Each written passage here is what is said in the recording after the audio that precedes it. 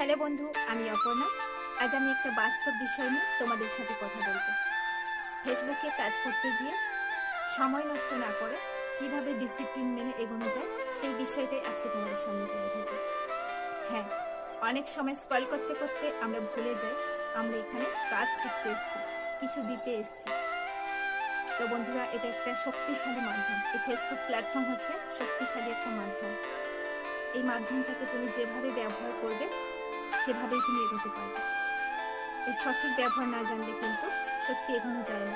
তো আজকে অনেকগুলো কথা আমি তোমাদেরকে বলবো, যেগুলো আমি নিজেও মেনে চলি কিংবা মেনে চলার চেষ্টা করি। অনেক ক্ষেত্রে হয় না, সময় অ্যাডজাস্ট করতে পারি না, তবুও চেষ্টা করি এই জিনিসগুলো মেনে চলে। তো আজকে সেই কথাগুলোই তোমাদের সাথে শেয়ার করবো।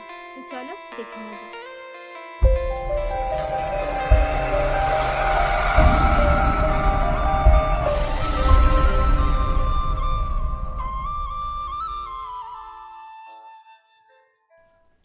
চলো আমরা দেখে নিই কিভাবে সময় নষ্ট না করে ডিসিপ্লিন মেনে আমরা প্রতিদিন একটু একটু করে এগিয়ে যেতে পারি।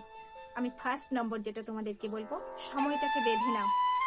সময়টাকে একেবারে নিজের সাথে বেঁধে নাও। কখন তুমি কন্টেন্ট বানাবে, কখন তুমি রিল বানাবে, আর কখন তুমি স্ক্রলিং করবে, সেই সময়গুলোকে একদম নির্দিষ্ট করে নাও, না হলে কিন্তু সময় হারিয়ে যেতে পারে।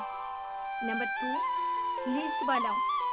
তুমি আজকের সারাদিনে তুমি কি করবে, পোস্ট করবে, ভিডিও বানাবে, রিল বানাবে, প্লাস তুমি যদি কোনো লাইভ প্ল্যানিং রাখো, সেগুলো তুমি আগে থেকে একদম নির্দিষ্ট করে নাও যে তুমি আজকে লাইভ করবে কি দুটো পোস্ট দেবে। এই জিনিসগুলোকে একটা লিস্ট বানিয়ে ফেলো।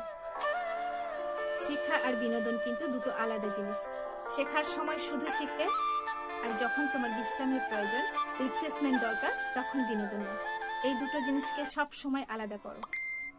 ফোন নয়, মস্তিষ্ক দিয়ে কাজ করো, মস্তিষ্ক চালনা করো।